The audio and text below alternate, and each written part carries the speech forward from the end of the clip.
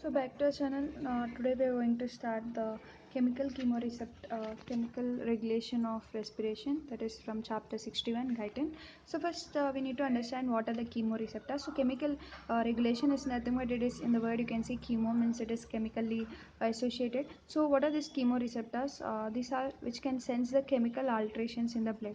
So the chemicals are nothing but mainly the carbon dioxide and oxygen in the case of our respiratory center control. So first, these chemoreceptors are mainly divided into two important types, that is the central chemoreceptors and peripheral chemoreceptors. The central chemoreceptors are nothing but which are mainly related with our neurons, nerves in the brain, and whereas these peripheral chemoreceptors are mainly our carbon dioxide, hydrogen, like that kinds of compounds.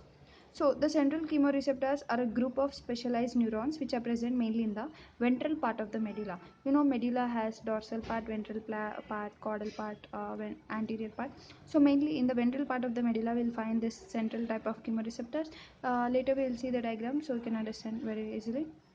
So this group of neurons are very much sensitive to the hydrogen concentration, and anterior lateral part of medulla is sensitive to the carbon dioxide concentration. So mainly here the chemicals are nothing but are hydrogen ions and the carbon dioxide. So here this ventral part of the medulla is sensitive to hydrogen ion concentration, whereas this anterior lateral part of the medulla is sensitive to the carbon dioxide concentration. So the central chemoreceptors mainly during exercise, actually you know what happens whenever we do heavy exercise, the carbon dioxide which is getting expelled out from the tissues will increase more. So the carbon dioxide reaching towards the alveoli is very more, that is more carbon dioxide as reaching the alveoli. So this carbon dioxide now can easily react with the water, and also one more thing, it can easily pass the blood brain barrier.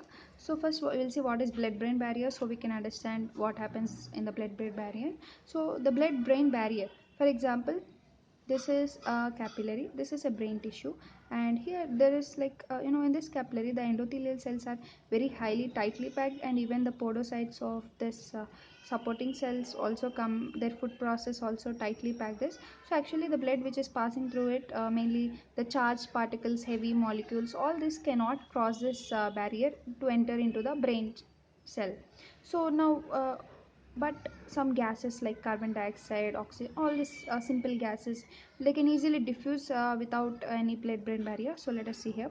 The cerebral capillaries endothelial lining are tightly connected to their food process, which act as a barrier and won't allow the highly charged large substances, and only less charged and lipid soluble can cross the barrier. So you know carbon dioxide can also pass through the cerebrospinal fluid, that is CSF. You know CSF is also present in the brain, so it can easily pass through this. So carbon dioxide is easily passed. So now you can understand, if the carbon dioxide is easily passable means this central chemoreceptors are sensitive to carbon dioxide.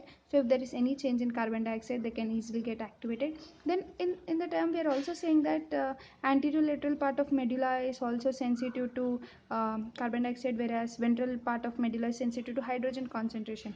But you know hydrogen concentration H plus is a charged particle.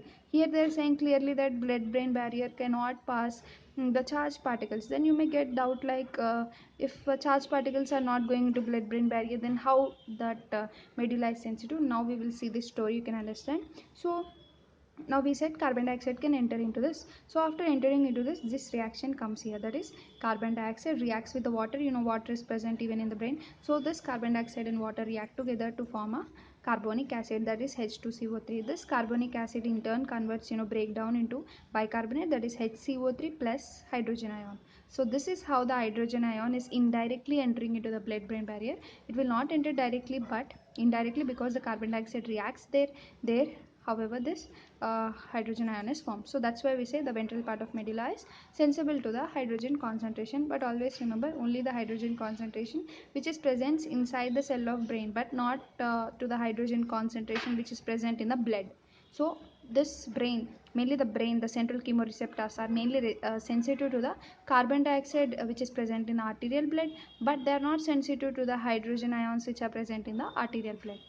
So now this bicarbonate, and remember this H can't cross the blood brain barrier, we know this. But as it is formed inside the, now we can also understand, as it can't cross the blood brain barrier, now this H is stuck inside the brain cell. So next, the carbon dioxide is also In interstitial fluid also, it has water in brain, so there also the same reaction goes on. And even in the CSF or in central nervous system, again the hydrogen ion and bicarbonate are formed. So can powerfully activate the central chemoreceptors, and these are sensitive to hydrogen ion, especially in CSF and central nervous system, but not sensitive to the blood. Yeah, this is very important. Not sensitive to the blood hydrogen ion, but only sensitive to the hydrogen ion which is present inside the brain cell, because they can't enter the blood-brain barrier. So production of hydrogen ion in CSF or CNS is mainly concerned by the PCO2. So PCO2 is a main role here. So the main drive to the inspiratory center is the PCO2 in arterial blood, that is 40 millimeters of mercury. In arterial blood if you take, or else in the interstitium you take, even in the brain tissue, the same. The carbon dioxide concentration will not change. It is 40 millimeters of mercury. So the central chemoreceptors, which are present in the ventrolateral side of medulla, especially in the fourth ventricle near the locus coeruleus, are also present in the hypothalamus, but mainly these are specialized neurons directly connected with the inspiratory pacemaker. So what is that inspiratory pacemaker in our brain? All those I'll show in the diagram so you can understand. Next, now we'll come to the peripheral chemoreceptor. So very simple topic, we have completed the central, as a name, central, in the central nervous system. Now peripheral means in other parts of the body other than this brain and spinal cord. So this is mainly present in carotid body and aortic body. So always remember, this is body, not sinus. Sinus is mainly useful for the blood pressure control, but here the body, the word body, you need stress here, because carotid body and aortic body are mainly used to control the respiration but not blood pressure, right? So blood pressure, sinus, carotid sinus, those are useful for the blood pressure. So now here the aortic body is connected with 10th nerve, the 10th cranial nerve, that is the vagus nerve, and this carotid body is more powerful, and they are connected with even the ninth. So that's why we will not care that much about aortic body, because you can see aortic body is having only one connection, that is only to vagus nerve, that is 10th nerve. But carotid body is having two connections, that is via glossopharyngeal nerve, that is ninth cranial nerve, and also vagus nerve, 10th nerve. So as it is more powerful with more nervous connection, so we only take consider mainly carotid body, only least importance to aortic body. So has heavy sensory connection with carotid body. So carotid sinus, yeah, these are the baroreceptors. We already completed this in a cardiac physiology. Already our video is there. So carotid sinus is baroreceptor where BP fluctuations, so it controls that. Whereas carotid body is glossopharyngeal nerve chemoreceptors. These are chemoreceptors, that too they are especially the peripheral chemoreceptors, because the central chemoreceptors are mainly located in our brain. But the peripheral chemoreceptors are mainly located in our bodies. So this carotid body is sensitive to reduce oxygen, especially partial pressure of oxygen in arterial blood. So whenever, so always remember the chemoreceptors, which are the central chemoreceptors, are sensitive to the partial pressure of carbon dioxide in the arterial blood, but these are opposite. This peripheral chemoreceptors are very sensitive to the partial pressure of oxygen, that to decrease in oxygen in the arterial blood, or else increase. They are also sensitive to the increase in carbon dioxide in the arterial blood, or else increase in hydrogen ion. So remember that central chemoreceptors, the central chemoreceptors are only sensitive to the partial pressure of carbon dioxide in blood, but not to the hydrogen ion concentration. Whereas coming to the peripheral chemoreceptors, they are sensitive to everything. You can see they are sensitive to partial pressure of oxygen, partial pressure of carbon dioxide, and even to the partial pressure, hydrogen ion concentration. So for the three, these are sensitive. That you need to remember for what? Whenever the oxygen is decreased, whenever the carbon dioxide is increased, and whenever the hydrogen ion is increased, that is acidosis, right? If hydrogen ion increase, we say it is acidosis in the body. So let us see now the PO2, that is 100 in arterial blood, normally common, and the partial pressure of oxygen, if it is decreasing to 60, that is the reason you can see decrease the value, the specific value. When it decreases to 60, then the carotid and aortic body get stimulated or fire and send the information to the brain and increase the breathing activity.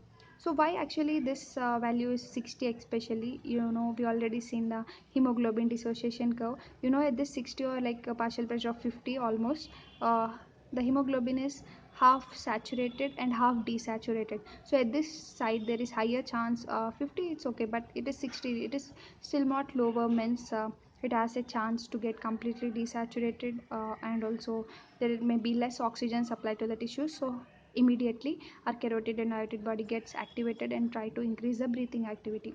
So 9 and 10, that is glossopharyngeal and vagus, give the information to inspiratory center, which is also present in the ventral part of our medulla. So carotid and hyatid body are not sensitive to the content of oxygen. They are only sensitive to the partial pressure of oxygen, which is decreased to 60. So always this is also very important. It is not this peripheral chemoreceptors are not sensitive to the total content of oxygen. But why they are not sensitive to the total content of oxygen? Because in some anemic diseases we will see that in that it may vary, even though partial pressure is high, but the content of oxygen may be low in that cases. So we should not take this into consideration. Only the partial pressure of oxygen below 60 is considered by our peripheral chemoreceptor, because if in an anemic person the content may decrease, and they should not hyperventilate because they may not increase their hemoglobin by that process. So only they are sensitive to decrease in partial pressure of oxygen of 60 as oxysenses. So they are oxysenses only to the partial pressure of oxygen, but not to the total content, because in anemic patients, their hemoglobin is very low, their oxygen is very high, but their hemoglobin is low, their carrying capacity, hemoglobin is a vehicle for oxygen transport. So if the vehicle is only completely destroyed or not present, or carbon monoxide poisoning in anemic person, so because of this the vehicle is filled. Now there is no empty place to carry the oxygen. So in this case already oxygen is high, so if extra oxygen if we give also, it is not a issue here. So the body is also very smartly acting. It is only sensing the partial pressure of oxygen below 60. So next they have a type 1 and type 2 cells. So these peripheral chemoreceptors are mainly made up of two types of cells, important cells. They are present in the carotid body especially. They have high blood flow. Carotid body always have high blood flow, because only uh, dissolved blood doesn't increase, and they can't be converted into venous blood, and they can sense the partial pressure of oxygen clearly. Why there is higher blood flow to the carotid body? Because carotid body can only take up the dissolved blood, that is a partial pressure blood.